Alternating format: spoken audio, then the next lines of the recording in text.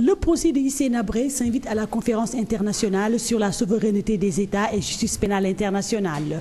Ce procès qui s'est ouvert ce lundi à Dakar est pour la présidente de la Cour pénale internationale un véritable exploit et estime qu'avec ce procès, tous les obstacles de la justice peuvent être surmontés. Aujourd'hui, nous pouvons témoigner de l'avancée importante de la justice pénale internationale avec l'ouverture du procès contre Hissène Habré ici, à Dakar, par suite des actions prises par les autorités nationales ainsi que par l'Union africaine et grâce à la détermination des victimes de ces prétendus crimes.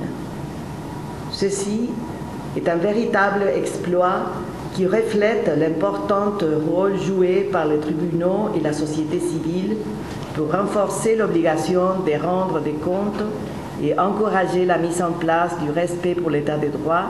Pour le ministre de la Justice sénégalaise, Maître Sidiki Kaba, le procès de Hissène Habré montre que l'Afrique est décidée à juger des anciens chefs d'État.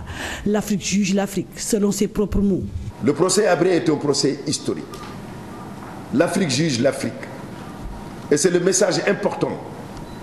Le procès Habré montre que l'Afrique est décidée à juger des anciens chefs d'État qui occupaient donc des fonctions élevées. Et ce signal est un signal qui doit rassurer. Mais en même temps, c'est un signal qui rappelle que nous devons tous, ensemble, travailler de manière, par la prévention, éviter ces crimes internationaux qui nous conduisent aujourd'hui à organiser des procès.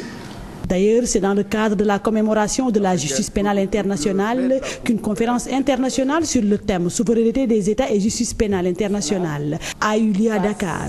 Une souveraineté, selon la procureure de la CPI, Fatou Bensouda, est mise à rude épreuve. Dans le système de la Cour pénale internationale, la réalité est tout autre. La primauté revient au système judiciaire national.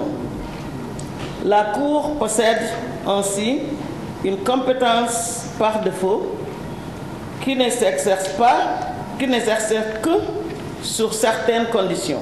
La procureure de la CPI appelle toutefois à un soutien des États pour plus d'efficacité dans leur travail.